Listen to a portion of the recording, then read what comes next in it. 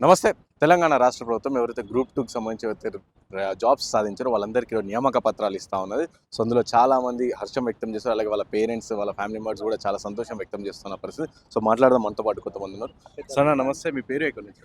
నా పేరు భాస్కర్ అండి. నేను సిద్దిపేట డిస్టిక్ హుస్నాబాద్ నుండి. నా చిన్న బ్రదర్కి మేము ముగ్గురం బ్రదర్స్. ఇక వీడు సెకండ్ తమ్ముడు, ఫస్ట్ తమ్ముడు, ఇంకో అతను చిన్న తమ్ముడు.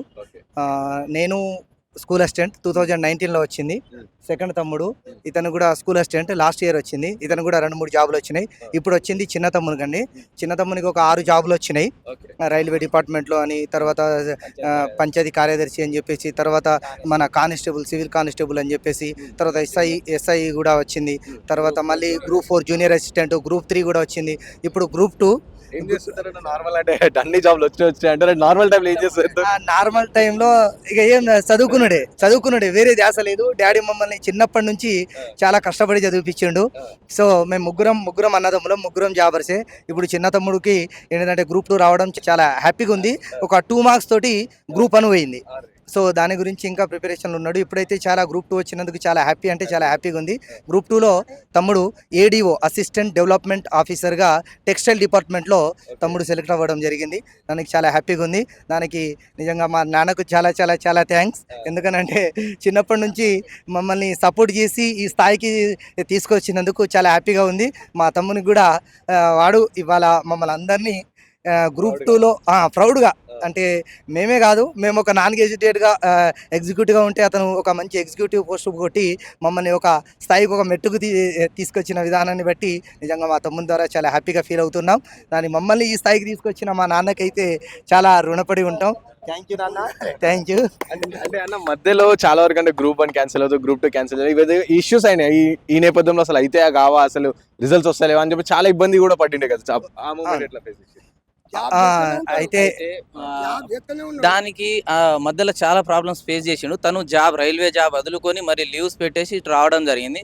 ఆ క్రెడిట్ అంతా మా డాడీకే ఇవ్వాలి. ఇలాంటి డాడీ దొరకడం అయితే మేము చాలా హ్యాపీగా ఫీల్ అవుతున్నాం. ఎందుకంటే తను వ్యవసాయం చేస్తూ ఎక్కడ మమ్మల్ని తగ్గియలేదు. ఇక్కడ హైదరాబాద్లో 2015 నుంచి ఇక్కడ ఒక 9,000 రూమ్ రెంట్ కట్టి మమ్మల్ని ముగ్గురిని చదివించడం జరిగింది.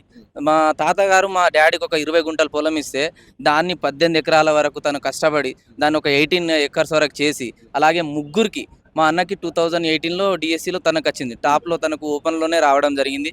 అట్లాగే నాకు మొన్న గురుకులాలో రేవంత్ రెడ్డి గారు ఇచ్చిన గురుకులాలో PGT TGT గురుకులాలో రావడం జరిగింది. అలాగే స్కూల్ అసిస్టెంట్ బయోసైన్స్ గారు డిఎస్సిలో రావడం జరిగింది. అలాగే హాస్టల్ వార్డెన్ జాబ్ రావడం కూడా జరిగింది. నాకు కూడా ఒక 5 జాబ్స్ వచ్చినాయి.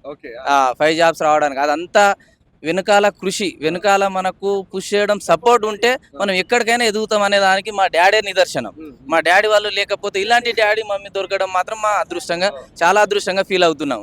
మా తమ్మునికి అన్ని జాబులు ఉన్నా కూడా తను వదులుకున్నా కూడా, నువ్వు వదులుకో, నీ వెనకాల మేము ఉన్నాము, నీ సపోర్టింగ్ ఉన్నామని చెప్పేసి వెనకాల నుంచి మనీ పంపించడం, ఏ రకంగా అయినా కూడా సపోర్ట్. ఫస్ట్ మా అన్న ఇక్కడ హైదరాబాద్ రాకపోతే మాకు జాబ్ రాకపోయేది. తను హైదరాబాద్ వచ్చి మనం ఏ వేలో వెళ్ళాలి, ఎలా వెళ్తే బాగుంటుంది అని చెప్పేసి గైడెన్స్ ఇవ్వడం అనేది జరిగింది. అలాగే మేము మ్యారేజీలు చేసుకోకుండా జాబ్ వస్తేనే చేసుకుందామనే పక్కడబంది చాలా నిబంధనతో ఉన్నాం.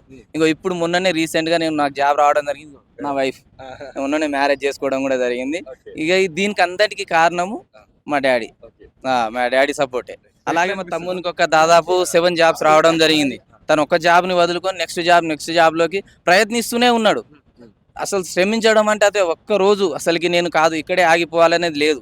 డే బై డే తను గ్రోత్ ఇక్కడ నుంచే ఆగిపోతాను. నెక్స్ట్ లెవెల్కి, గ్రూప్ 1 లెవెల్కి, కలెక్టర్ లెవెల్కి ఎదిగే అవకాశం కూడా ఉంది. అలాగే నాకు కూడా మొన్న JL 1 మార్క్లో మిస్ అయింది. నేను కూడా గెస్టెడ్ స్థాయికి, ఆ స్థాయికి ఎదిగే స్థాయికి నేను కూడా ప్రయత్నిస్తూనే ఉన్నా. అన్న కూడా అట్లా ఆ స్థాయికి ఎదుగుతారు. దీనికి అన్నటి కారణం మాత్రం మా ఫ్యామిలీ, మా డాడీ సపోర్ట్. చెప్పండి సార్, మీకు ఎట్లా అనిపిస్తుంది? అంటే నాకు హ్యాపీగా నా కొడుకులు మంచిగా జాబ్ కొట్టిర్రు, మంచిగా ఉండాలి. ఇప్పుడు మంచి సంబంధాలు వస్తాయి, ఇంకా చదువుకోవాలని కోరుకుంటాను.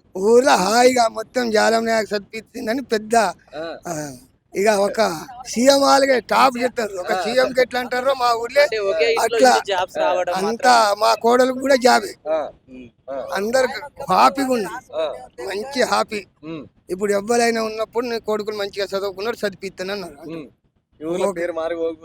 మారి పోకపోతుంది, ఇంకా చదువుకుంటారు, ఇంకా చదువుకోవాలి, జాబ్ చేసుకుంటా చదువుకోవాలని నేను కోరుకుంటున్నా.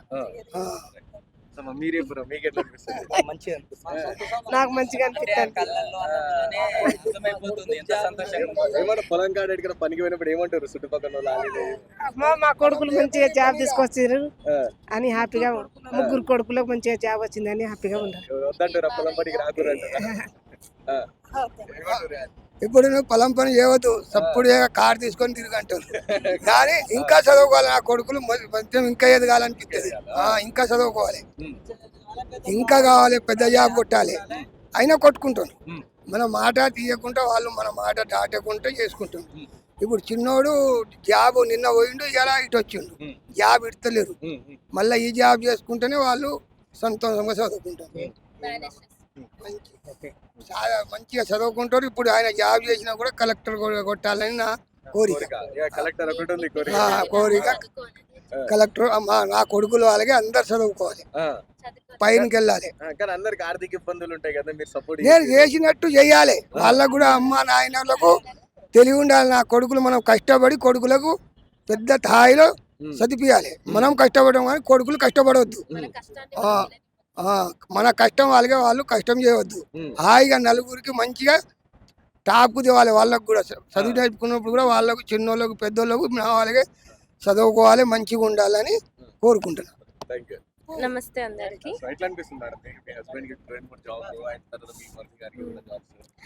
చాలా హ్యాపీగా ఉంది. ఇలాంటి ఫ్యామిలీకి కోడలుగా రావడం నిజంగా నేను చాలా లక్కీ. బికాజ్ వీళ్ళ ఫ్యామిలీ కూడా అంత యాటిట్యూడ్ ఇన్ని జాబ్స్ అని ఏమి ఉండదు. చాలా సింపుల్గా అండ్ హెల్పింగ్ నేచర్తో, ప్రౌడ్నెస్ లేకుండా అందరికి హెల్ప్ చేస్తూ, ఇంకా అందరికి సపోర్ట్ చేస్తూ చాలా మంచి గైడెన్స్ ఇస్తారు. సో నాకైతే చాలా హ్యాపీ. మా మరిదికి ఒక 5-6 జాబ్స్ వచ్చాయి. మా ఆయనకి కూడా ఒక 4-5-6 జాబ్స్ వచ్చాయి. తను దాంట్లో బెస్ట్ ఒకటి చూస్ చేసుకున్నాడు. బికాజ్ ఫ్యామిలీతో స్పెండ్ చేసేది ఉంటే బాగుంటుంది అని. సో తను ఇంకా ట్రై చేస్తున్నారు. ఇంకా మంచి జైలు ఒక్క మార్కుతో పోయింది. ఇంకా నేను కూడా సపోర్ట్ చేసి తనకి ఇంకా మంచి పొజిషన్, ఇంకా అంటే 10 మందికి సహాయపడేలా మంచి జాబ్ని సపోర్ట్గా ఉండి తనకు ఒక మంచి పోస్టింగ్ని రావాలని నేను కోరుకుంటున్నాను. జాబ్లో జాయిన్ అవ్వాలని. మీరు కోడలు కాబట్టి సో ఇన్ని జాబ్స్ వస్తాయి అట్లా ఏమంటారు ఊర్లో? అయితే మేడానికి కూడా జాబ్ వచ్చింది, గూగుల్లో మేడానికి కూడా జాబ్ వచ్చింది. ఇప్పుడు తను జాబ్ చేసి ఉంటే ఇప్పుడు తనకు 80K శాలరీ ఉండేది. సో తనకు ఫ్యామిలీకి స్పెండ్ చేయాలి, ఫ్యామిలీతో ఉండాలి, ఇద్దరు జాబ్ చేస్తే బిజీ అయిపోతాం అని చెప్పేసి తను జాబ్ వదులుకోవడం అనేది జరిగింది. సో తను కూడా TCSలో, గూగుల్లో, TCSలో ఇంకెక్కడ సెంట్రల్ జాబ్స్ కూడా రావడం జరిగింది. కానీ ఇక ఎందుకు దూరం, ఫ్యామిలీకి దూరం అని చెప్పేసి తను ఆగిపోవడం అనేది జరిగింది. సో ఫ్యూచర్లో అంటే CHSL కూడా నాకు వచ్చింది సెంట్రల్ది. కానీ నాకు ఏంటంటే ఫ్యామిలీతో ఉండాలి అనేది చాలా ఇష్టము. అంటే బయట అట్లా హరీబరీ లైఫ్ లేకుండా ఫ్యామిలీతో టోటల్ కంప్లీట్గా ఉండాలనేది నాకు ఇష్టం. సో అందుకే నేను అది మిస్ చేసుకున్నాను.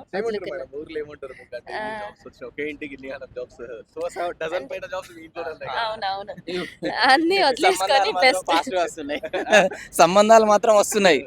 ఇన్ని రోజులు లేని సంబంధాలు ఇప్పుడు సంబంధాలు విపరీతంగా జెట్ స్పీడ్ లో మెట్రో రైల్ లాగా ఇట్లా దూసుకొస్తున్నాయి. అవునవును, అప్పుడు చాలా ఇబ్బంది పెట్టారు. అసలు మీకు జాబ్సే రావు, ఇంకెన్ని రోజులు చదువుతారు ఏంటి అనేది. కానీ మా డాడీ అదేం నమ్మలేదు, అదంతా పట్టించుకోదని వాళ్ళు పుష్ చేయడం అనేది జరిగింది. మేము కూడా పక్కన చెప్పే మాటలు మేము ఎక్కువ పట్టించుకోకపోయేది. ఎక్కువ మనకి ఎవరు మనీ పెట్టేవాళ్ళు మన ఫ్యామిలీ సపోర్ట్ ఉండాలి. మన ఫ్యామిలీ మనకి ఏమైనా అంటే మనం బాధపడాలి, పక్క వాళ్ళు అంటే మనం ఎందుకు బాధపడాలి. సో మా మమ్మీ డాడీ వల్ల సపోర్ట్తోని మేము ఈ స్థాయికి రావడం అనేది జరిగింది. అది చాలా ఆనందంగా ఉంది. అలాగే మా ఇంట్లో లక్ష్మీదేవి అడిగి పెట్టంగానే ఈ రోజు కూడా అన్నయ్యకి సంబంధం చూడడానికి రావడం జరిగింది. అలాగే రేపు కూడా మళ్ళీ తమ్ముడికి సంబంధానికి, ఇది అన్ని జెట్ స్పీడ్ లో ఒకేసారి 3 సంబంధాలు, ముగ్గురికి మ్యారేజ్.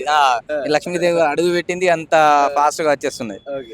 అది చాలా హ్యాపీగా ఉన్నది. అసలుకి అది చెప్పలేకపోతున్నాయి. ఇక స్ట్రగుల్ అవుతారు, మేము కూడా స్ట్రగుల్ అయినాము. మీకు రాదు, జాబులు రావు, మీ వల్ల కాదు అని ఎన్నెన్నో మాటలు, సూటిపోటి మాటలు చాలా అంటారు. కానీ అవన్నీ మనం పట్టించుకోవద్దు. అవన్నీ పట్టించుకుంటే మన టార్గెట్ని మనం రీచ్ అవ్వలేము. పట్టించుకోవద్దని కూడా చెప్పాను. పట్టించుకోవాలి. దేనికి పట్టించుకోవాలి? కసి, మనలో కసి పెరగాలి. ఇప్పుడు నువ్వు లేజీగా సరే ఏదో తిన్నాము పడుకున్నాము అన్నట్టు కాదు. నువ్వు పడుకునే టైంలో నీకు గుర్తుకు రావాలి, అరే ఇలా అంటున్నారు, ఇలా అయినా మనమేంటో చూపించాలి అని చెప్పేసి.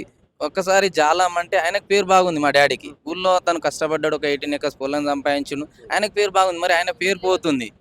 అలాంటిది మాకు 3 జాబులు రావంగానే ఇక ఊర్లో అసలుకి ఒకే ఇంట్లో 3 జాబులు అంటే అది ఇక అది వర్ణించరాంది. ఇప్పుడు అన్నది కూడా వచ్చిన మ్యాచ్ జాబ్ అమ్మాయి, మళ్ళీ తమ్ముడు కూడా ఏడబ్ల్యూ అమ్మాయి జాబ్ అమ్మాయి వస్తుంది.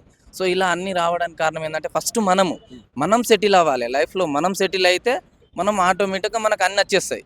ఫస్ట్ మన టైం అంతా అమ్మాయిలు ఎమ్మడి వాళ్ళకి తిరిగి లవ్ చేయడానికి వేస్ట్ చేసుకోకుండా నీ లైఫ్ మీద ఫోకస్ చేయి. నీ లైఫ్ మీద ఫోకస్ చేస్తే ఆ లైఫ్ నువ్వు వన్ టైం మనం సెటిల్ అయిపోవచ్చు. లైఫ్ టైంలో మంచి వైఫ్ వస్తుంది, దాంతోపాటు మనకు మనీ వస్తుంది, మనం లైఫ్లో సెటిల్ అయిపోవచ్చు. ఎటువంటి బాధ అనేది మనకు ఉండదు. ఒక్కసారి అయిపోతుంది. ఇప్పుడు నాకు బంగారం మళ్ళీ వైఫ్ వచ్చింది. ఇలాంటి అమ్మాయి నాకు అసలుకి నేను అదే లవ్ చేసి ఉండి అట్లా వెళ్తే జాబ్ ఉండకపోయేది, అమ్మాయి ఉండకపోయేది. ఇప్పుడు అన్నీ ఒకేసారి నాకు వచ్చేసినాయి. అది చాలా అదృష్టంగా ఫీల్ అవుతున్నా. సో ఇలాంటి మమ్మీ డాడీ వాళ్ళు సపోర్ట్ చేయాలి అందరికీ. ఇలాంటి మమ్మీ డాడీ అసలు పేరెంట్స్ సపోర్టింగ్ అనేది ఉండాలి. వాళ్ళు పేరెంట్స్ సపోర్ట్ చేయకపోతే వాళ్ళు ఎటు వెళ్ళిపోలేరు. కాబట్టి పేరెంట్స్ సపోర్ట్ అనేది మనకు మస్ట్ ఇంపార్టెంట్. అందరికీ దొరుకుతారని కాదు, దొరకకున్నా కూడా మనకు ఒక ఆలోచన ఉండాలి. చదువుకోవాలి ఇదని మనకు ఒక ఆలోచన ఉంటే మీరు ఏ కాడికైనా ఏ రోజుకైనా మీరు మంచి స్థాయికి ఉన్నంత స్థాయికి ఎదుగుతారు. Thank you. Thank you.